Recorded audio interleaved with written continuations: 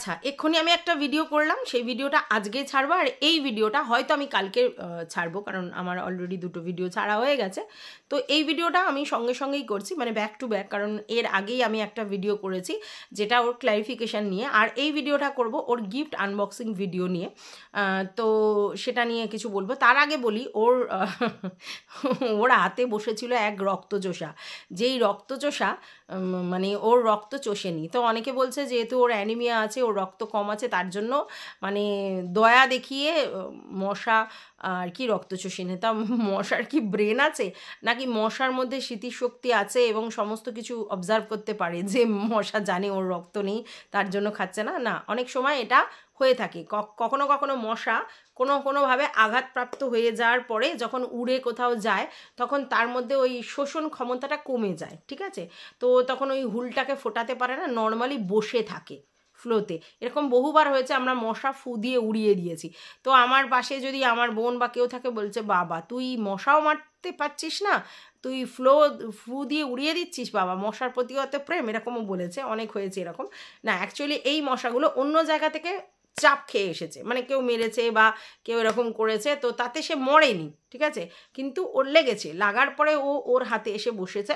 তো সেই ক্ষেত্রে ওই মশাটা তখন মানে শোষণ ক্ষমতা কমে গেছে বলে ওইখানে বসেছিল। ওটাকেই ও অলৌকিক ঘটনা বলে রিপ্রেজেন্ট করেছে, হাসিও পায়। মানে ছোট্ট ছোট্ট জিনিস যেটা খুব সিলি ম্যাটার, সেটাকে এমনভাবে ও প্রেজেন্ট করে যেন কি না কি। না না, মশা ওর প্রতি প্রেমে আকৃষ্ট হয়ে পাগল হয়ে এগুলো করেনি, এগুলো মশাটা ওই যে বললাম ওই জিনিসটার জন্য হয়েছে। কিন্তু বাই দা ওয়ে, এর মধ্যে একটা মাকড়সা কাণ্ডও আছে, ঠিক আছে? যেই মাকড়সাটা বিশাল একটা জায়ান্ট মাকড়সা বলো, নর্মালি লোকের বাড়িতে কিন্তু দেখা যায় না। হ্যাঁ, অনেক ঝুল অনেক নোংরা এরকম জায়গায় যদি থাকে তাহলে আলাদা কথা, কিন্তু না হলে ওই ধরনের মাকড়সা দেখা যায় না। আর একটা মাকড়সা দেখা যাবে, দেখবে পেটে একটা থলি নিয়ে, সেগুলো মানে ওর মধ্যে ও বাচ্চা দেবে বা এরকম কিছু, সেই অবস্থা। সেই মাকড়সাগুলো কিন্তু খুব মানে বড় বড় কীরকম একটা টাইপের হয়, সব জায়গায় দেখা যায় না, ঘরে মাঝে মধ্যে ঢুকে পড়ে কোনো একটা অড জায়গা থেকে। কিন্তু সেই মাকড়সাটাকে আমাদের ম্যান্ডু রানী খুব বড় করে ফোকাস করেছে এবং বলেছে যে সেই মাকড়সাটা হচ্ছে ওর মেয়েকে দেখাবে, কারণ এইটা হচ্ছে প্রায় দুর্লভ। হ্যাঁ, আমি কোনোদিন এত বড় মাকড়সা দেখিনি, এটা বলেছে। না, ম্যান্ডু রানী আমাদের কিন্তু খুব পরিষ্কার নয়, যেটা আমাদের কী যেন বলে সুদেবী, মানে সুদেবী সবসময় বলে এটা পরিষ্কার, ওটা চকচকে, এটা না করলে আমার গা গিন করছে, আমি তো জানো এরকম একটু মানে বলতে চায় যে আমি খুব পরিষ্কার এরকম। তো যে এত পরিষ্কার, তার ঘরে যদি এত বড় একটা মাকড়সা দেখা যায় তাহলে ভীষণই হাস্যস্কর। কারণ পরিষ্কার মানে শুধু মেঝে পরিষ্কার বা ঘরের আশপাশ পরিষ্কার, মানে বিছানা ফাছানা পরিষ্কার তা নয়, ঘরের আশপাশ পরিষ্কার এবং ঘরের পুরো কোনায় কোনায় পরিষ্কার। না হলে ঝুল না থাকলে তো ওই মাকড়সাটা পাওয়া যেত না। তাহলে ওই মাকড়সাটা কোত্থেকে এলো? তাহলে ওর পরিষ্কারের ধাজিয়া উড়িয়ে দিয়েছে ওর স্পাইডারম্যান বাবা। তো যাই হোক, তো সেই মাকড়সা নিয়ে তো মানে লোকে খিল্লি করে আর পারছে না, আর ম্যান্ডু রানীও সেই লেভেলে খিল্লি করে এসেছে এবং ম্যান্ডু রানী সেটাকে আবার ছবি তুলে নিয়ে এসছে মেয়ের জন্য। মানে বুঝতে পারছো কতটা দুর্লভ জিনিস ওর বাড়িতে দেখা গেছে। এরপরে ও আবার ওই পয় পরিষ্কার নিয়ে জ্ঞান দেবে। যাই হোক, আগের দিনে পয় পরিষ্কার নিয়ে জ্ঞান দিতে গিয়ে দেখা গেছে যে আলটিমেটলি ওই যে ডান করছিল, সেই ডানটা ওর বাড়িতে যিনি আছেন, মানে ওর যে দাদার না নমস্কার না কি একটা বলে, রিম্পু, তো সেই দাদা আর কি, মানে ওনার হাজব্যান্ড, তিনিই কিন্তু পয় পরিষ্কার করছিলেন। মানে সেটা কিন্তু ক্যামেরাবন্দি হয়েছে আর সেটা দেখানো গেছে, সেটা দিয়ে কারো ক্লারিফিকেশান দেয়নি অবশ্য। তো তারপরেও যদি ও পয় পরিষ্কার বলে কেমন লাগে। এইবার ওর বক্তব্য আজকের যে রান্নাঘরটা ও পরিষ্কার না করলে ওর গা গিনগিন করছে, সেটা মেঝে পরিষ্কার। আচ্ছা তোমরা বলো, এই যদি এমন টাইলসে ছবি তুলিয়ে তোমাদেরকে দেখাই, যদি কিছু পড়ে থাকে আলাদা কথা, তাহলে টাইলস একদম চকচকে কিনা, ঝাড় দেওয়া হয়েছে কিনা সেইভাবে বোঝা যায়? সেইভাবে বোঝা যায় না। নোংরা পড়ে থাকলে সেটা আলাদা কথা, নোংরা যদি পড়ে না থাকে, মোছাও না যদি হয়, কোনো রকমের ঝাড় দিয়ে যদি একটা জায়গায় আমি ফোকাস করে দেখাই, সেটা পরিষ্কারই দেখাবে, ঠিক আছে? কিন্তু ও বারবার সে এই দেখো পরিষ্কার, ওরমভাবে ক্যামেরায় দেখানো যায় না, ঠিক আছে? প্রথম কথা। দ্বিতীয় কথা বলছে উপরের যে জায়গাটা, সেখান দিয়ে কেউ কি হেঁটেছে না, সেই যে স্ল্যাবগুলো, তাহলে এত নোংরা? আসলে ওখানে ওর বক্তব্য যে তেল চিটচিট হয়েছে, নোংরা হয়েছে, ওটা পরিষ্কার না করে আমি মানে ধোয়া বাসনপত্রও রাখতে পারছি না। এবার প্রথম কথা হচ্ছে যে ওর রান্নাঘরে কি এমন কাজ হয়েছে। হ্যাঁ, এইবার যেহেতু তেলের হাঁড়ি একটা দেখালো, অনেক তেল ছিল, সেই তেলের হাঁড়ি দেখালো, সেই তেলের হাঁড়ি আছে, তো আর আরও খাবার দাবার রাখা হয়েছে, তার থেকেও তো অয়েল বেরোয়, তো সেই জন্য ওই স্ল্যাবগুলো অনেক সময় নোংরা হয়ে থাকে। তো ওটা ওই তোমার নিমাইল, তারপরে হচ্ছে তোমার ভিম লিকুইড, এগুলো দিয়ে পরিষ্কার করলে আর একটু খাবার সোডা ছড়িয়ে দিলেই কিন্তু পরিষ্কার হয়ে যায়। তো সেটা নিয়ে এমন করছে, সেদিন তো রান্না নেই, ওর তো রান্না নেই, তাহলে ও এমন পরিষ্কার করছে। যেদিনকে দেখো ওর এমনি বরের অফিস নেই, রান্নার কোনো ঝামেলা নেই, এমনি বাচ্চা কাচ্চারও সেরকম ঝামেলা নেই, তাহলে ওই পরিষ্কার করতে কতক্ষণ লাগে? তো সেটা নিয়ে শুধু পরিষ্কার করে যাচ্ছে, কিছু বলা নেই। আচ্ছা, বাই দা ওয়ে, ওই যে হাঁড়িতে যে তেলটা দেখালো, সেই তেলটা কিসের তেল? মানে বেঁচে গেছে রান্না থেকে এক্সেস তেল, নাকি ও রান্না করার পর ওইটা বেঁচে গেছে? মানে বেগুনি ফেগুনি ভাজলে তো অনেক সময় তেল বেঁচে যায়, সেই তেল কিনা। যদি পোড়া তেল হয় তাহলে ও বলছে মাস ভরে মানে আগে এই তেলটা খরচা করবো, তারপরে আমাদের তেল দিয়ে এ করবো। তো পোড়া তেল হলে আমার মনে হয় না রান্নায় ওইভাবে দেওয়া উচিত, আর শরীর খারাপ করবে। আর যদি রান্নার ওখানে থেকে বেঁচে যায় এক্সেস তেল, তাহলে সেটা ঠিক আছে, ইটস ওকে। তো সেই তেলটাই তো আগে খরচ করব, সেটাই তো স্বাভাবিক। তো সেটা আমি বুঝলাম না ওটা পোড়া তেল কি কাঁচা তেল। যদি কাঁচা তেল হয় তাহলে ঠিক আছে, কিন্তু পোড়া তেল হলে আমার মনে হয় সেটা খাওয়াটা উচিত নয়। ঠিক আছে, ওই অনেকে তরকারি ফরকারিতে দিয়ে দেয়, কিন্তু ওই তেলের মাছ রান্না করাটা, মানে ওই বেগুনির তেল, ওই ভাজা পোড়া তেল দিয়ে সব কিছু রান্না করা টেস্টও হয় না সেইভাবে, আর করাটা উচিত নয়, আমার যেটা ধারণা। আচ্ছা, গেল এটা। এইবার শোনো, সকালবেলা কি দেখলে? আগের দিন রাত্রিবেলা তো বললো যে কিছু একটু খেয়ে শুয়ে পড়েছি, সেরকম কিছু খাইনি। পরের দিন আবার দেখলে সকালবেলা উঠেই সিদ্ধ ভাত খাচ্ছে, এবং রাত বেলায় দেখলাম যে বেলায় হচ্ছে আবার গরম করছে খাবার দাবার, সেটা খাচ্ছে। আবার রাত্রিবেলাতে একটু ভাত খেয়ে শুয়ে পড়ো বললো, একটু ভাত আছে, সেই ভাতটা আমাদের সন্তানটার হয়ে, মানে পোষ্যটার হয়ে আমাদেরও হয়ে যাবে। তার মানে তোমরা চিন্তা করো, মানে হাসিও লাগে আমার, যে সকালবেলা ওর হচ্ছে আলু সিদ্ধ ভাত, ডাল সিদ্ধ, ব্যাস হয়ে গেল, ওই খেয়ে চলে গেল। তো মানে যেদিনকে বাড়িতে আছে, অন্য লোককে বলে না এই টিফিন ওই টিফিন করে দিতে পারতো, তো ও নিজে কি করে?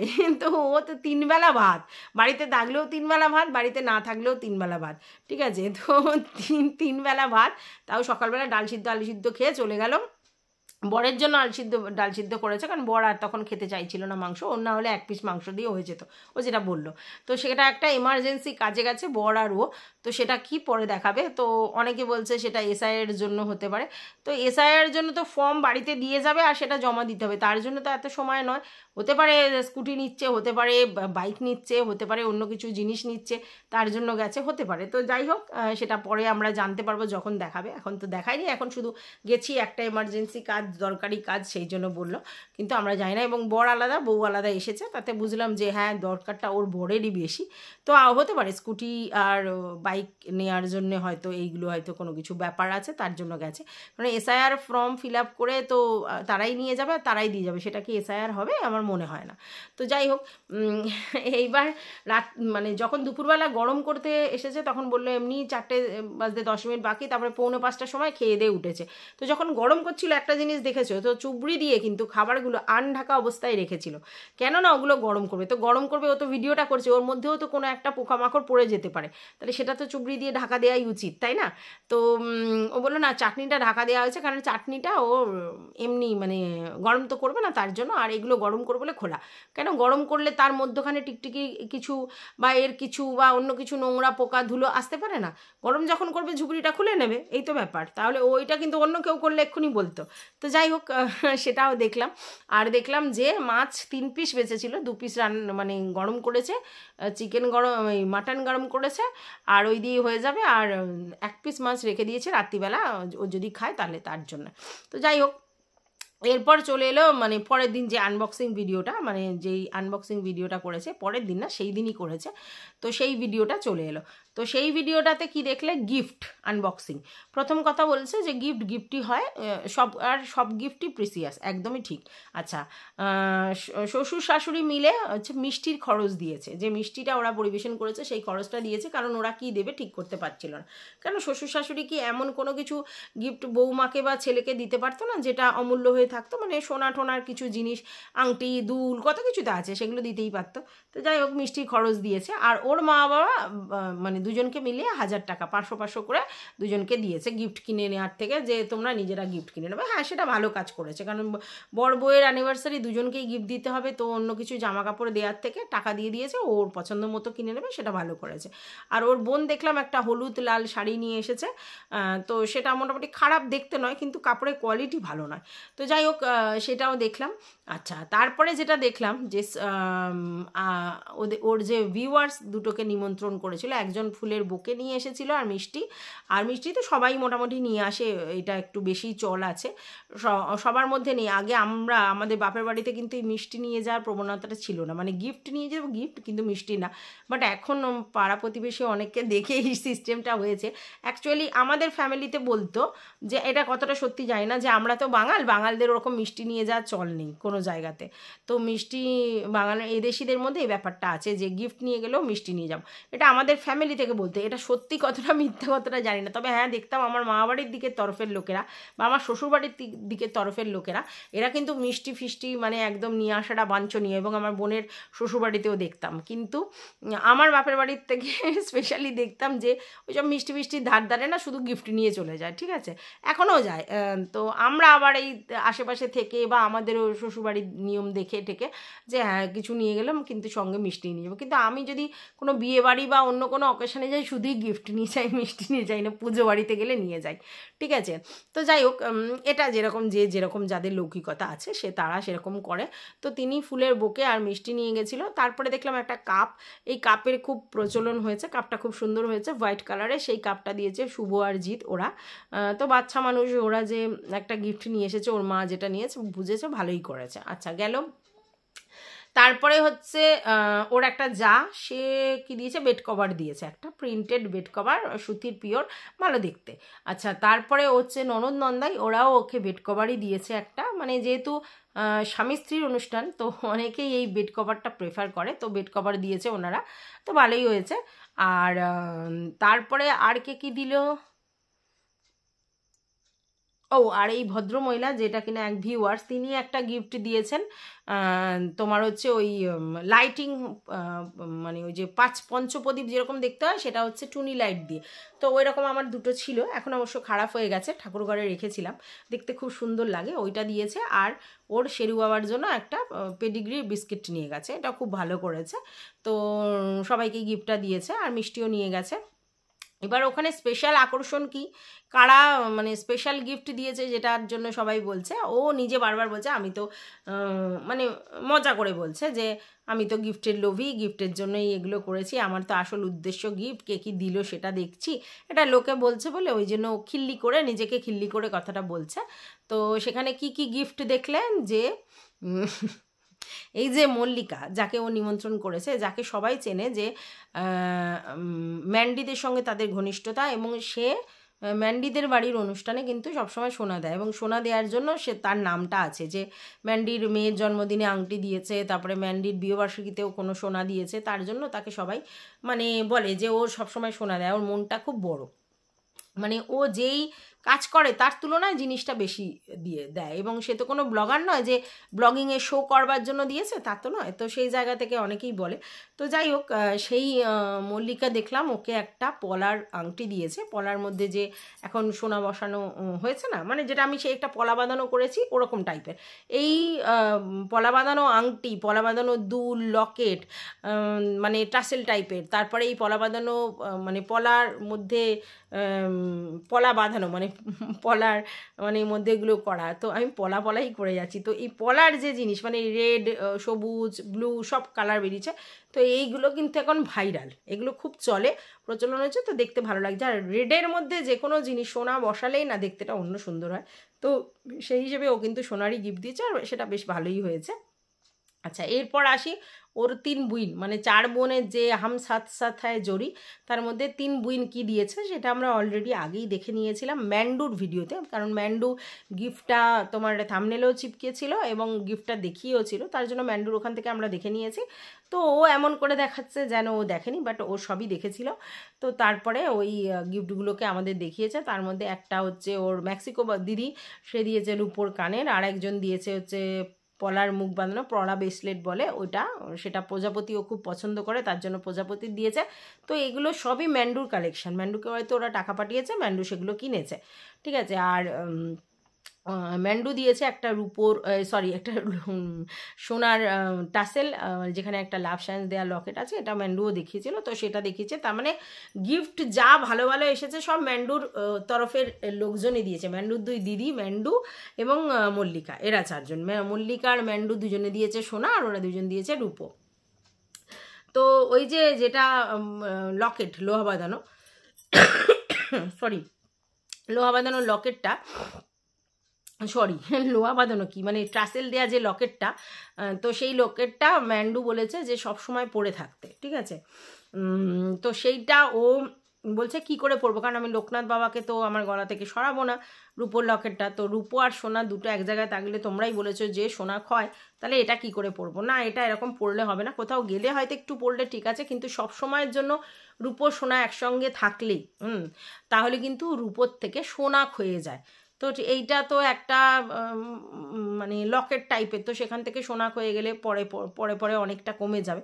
তো আমার মনে হয় যে রূপোর চেনের সঙ্গে লোহার লকেটও পরার কোনো প্রয়োজন নেই। আর যখন উনি লোকনাথ বাবাকে সরাতে পারবে না, তাহলে ওই চেনটার সঙ্গে ওই লোকনাথ বাবাটা থাকবেই, তাহলে ওইটা তাহলে একটা সোনার চেনের সঙ্গে পড়তে হয়। তো সোনা আর রূপোর দুটো চেন একসঙ্গে পড়লে ওই বললাম সোনাটা ক্ষয়ে যাবে, কিন্তু ওই সেটা করতে পারে যে কোনো ওর যে সোনার চেন আছে তার মধ্যে ওই লকেটটা ঝোলাতে পারে, যখন কোথাও যাবে ওই লকেটটা পরে যেতে পারে, বা কোথাও অনুষ্ঠান বাড়িতে গেলে ওই টাসেলটা যখন পরবে তখন ও পরে যেতে পারে, এটা হতে পারে। নাহলে একসঙ্গে পড়ে যাওয়ার কোনো অপশান নেই আমি যত দূর জানি, এটা এবার ওর ব্যাপার। আচ্ছা, এইবার রইল হচ্ছে ওর হাজব্যান্ডের গিফট, ঠিক আছে, যেটা ও দেখিয়েছে যে ব্রেসলেট দিয়েছে ওর হাজব্যান্ডকে। তো এখন আমি দেখেছি, আমি সেদিনকে পিসিতে গিয়েছিলাম, তো দেখলাম যে একটা রূপোর ব্রেসলেটও, ছেলেদের ভালো ব্রেসলেটের দাম প্রায় 9,000 থেকে শুরু, ওদের কোন দোকান থেকে কী নিয়েছে জানি না, প্রায় 9,000 থেকে শুরু মোটা সোটাগুলো, এবং 9, 10, 12, 15 অনেক আছে, তো মোটা সোটা দিল, পাতলাগুলো আমি বলতে পারবো না। তো এটা ও কোন দোকান থেকে নিয়েছে জানি না, এমনি নর্মাল দোকান থেকেই হয়তো নিয়েছে, ওটা কত পড়েছে সেটাও জানি না। এইবার ওর হাজব্যান্ড ওকে মাইক্রোওভেন গিফট করতে চাইছিল, অনেক দিন হয়েছে। তো আমার কথা হচ্ছে যে ওর হাজব্যান্ড ওর বউকে কি গিফট করা উচিত, ওর বউয়ের যেটা পছন্দ সেটা তো বউ যখন চাই না, তাহলে উনি মাইক্রোওভেন দেওয়ার জন্য ব্যস্ত হয়ে গেছে কেন, আমি তো এটা বুঝলাম না যে মাইক্রোওভেন দেওয়ার জন্য কেন ব্যস্ত হয়ে গেছে। তো ও তখন বলেছে যে মাইক্রোওভেন না, আমাকে ইন্ডাকশান দিতে। ইন্ডাকশান আর মাইক্রোওভেনের কোনো তুলনাই হয় না, দুটো আকাশ পাতাল তফাৎ, এবং দুটোর দামও কিন্তু অনেক তফাৎ। তো কোথায় মাইক্রোওভেন কোথায় ইন্ডাকশান, তো উনি যখন 10,000 টাকা দিতেই চাইছেন মানে মাইক্রোওভেনের জন্য ওর বক্তব্য অনুযায়ী, তাহলে সেই 10,000 টাকা ওকে দিয়ে দিতে পারে, ও সেই 10,000টা ফিক্সড করে রেখে দিতে পারে, পরবর্তীকালে কোনো কিছু করতে পারে। আর এই যে সোনা নিয়ে মারুকে বলছিল তোর বর সোনার কানে দেয়নি, তোর বর এই করেনি, তোর বর সেই করেনি, হ্যানা ত্যানা, তো ও তো এটা করতে পারতো যে 10,000 টাকা এখন দাও, পরে আবার কিছুদিন পর আমাকে আবার টাকা দিও, আমি একটা সোনার কানের দুল হোক, সোনার অন্য কিছু হোক, আংটি হোক, আমি এটা বানিয়ে নেবো, হয়ে যেত, তাই না? তাহলে ওর জন্য হতো। আর এই মাইক্রোওভেন ইন্ডাকশান এগুলো তো হচ্ছে ঘরের জিনিস, এগুলো ঘরের প্রয়োজনীয় জিনিস, সেটা তো মানে কি বলবো, এই বিয়েবার্ষিকীকে কি সেরকমভাবে দেয়, সেটা তো ঘরের জিনিস হলো। আচ্ছা, এবার ও বলছে আমার মাইক্রোওভেন কোনো কাজে লাগবে না, আমি কিসের জন্য রাখবো। প্রথম কথা হচ্ছে মাইক্রোওভেন যারা ইউজ করে তারা বোঝে যে মাইক্রোওভেনটা কতটা জরুরি, ঠিক মতো যদি ইউজ করতে জানে। তাও আমরা সত্যি কথা সেইভাবে মাইক্রোওভেন ইউজ করতে জানি না। প্রচুর লোকজন আছে যারা গ্যাসে রান্নাই করে না, মাইক্রোওভেনে মানে হ্যাকিং দেখি অনেক, যেখানে খুব সুন্দর সুন্দর করে ওরা খুব অল্প সময় রান্না করে, ঠিক আছে। তো সেটা এটা বোকা বোকা কথা যে আমার মাইক্রোওভেন কোনো কাজে লাগবে না, কোনো জিনিস ইউজ করার পরে বুঝবো।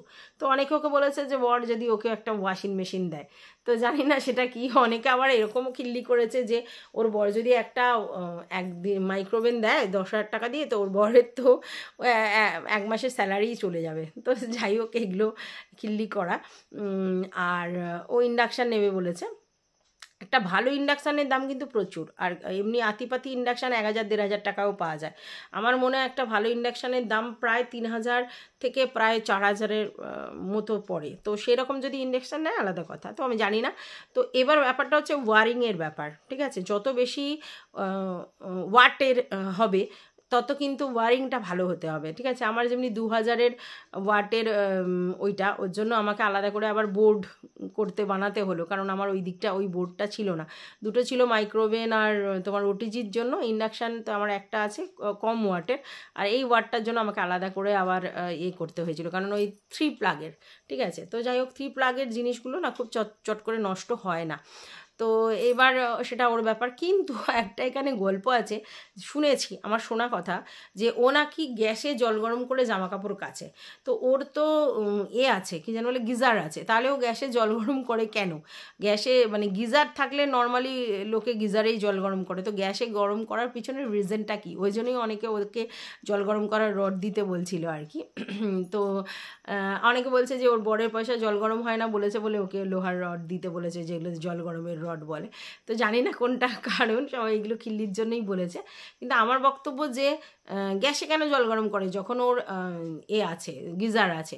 এইবার অনেকে বলছে যে ইলেকট্রিক বিল হচ্ছে ওর হাজব্যান্ডের বাবা দেন, তো ওই জন্য যদি বেশি এক্সেস ইলেকট্রিক বিল হয় তো সেক্ষেত্রে ওদেরকে দিতে হবে, তার জন্য মনে হয় ওই জল গরমটা গ্যাসে করে। জানি না, হ্যাঁ হতে পারে, বা মিটারে বেশি কারেন্ট পুড়লে তো একটা চার্জ আলাদা হয়ে যেতে পারে, তার জন্য। এবার মিটার যদি ও আলাদা করে নেয় তাহলে সেক্ষেত্রে আলাদা কথা। তো একটা বাড়িতে অনেক কিছু জিনিসপত্র যদি থাকে তাহলে মিটার দুটো করাটাই শ্রেয়, ঠিক আছে।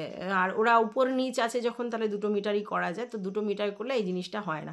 আর যে যার নিজের মিটারে কারেন্টের বিল দিলে না এই ব্যাপারটা থাকে না যে আমি পোড়াবো আমি দিব, তো সেই জিনিসটা নেই। যদি এখন আমি আমার শ্বশুরের ঘাড়ে ভরসা করে মিটারের বিল দিই, তাহলে আমাকে তো অনেক কিছু জায়গায় স্যাক্রিফাইস করতে হবে। আর মাইক্রোওভেনেও প্রচুর কারেন্ট পড়ে, ইন্ডাকশান মাইক্রোওভেনে প্রচুর কারেন্ট পড়ে, যারা ইউজ করে তারা জানে। তো যাই হোক, এই ভিডিওটা এই পর্যন্তই ছিল। তোমাদের যদি কিছু বক্তব্য থাকে অবশ্যই কমেন্ট বক্সে জানিও। টাটা।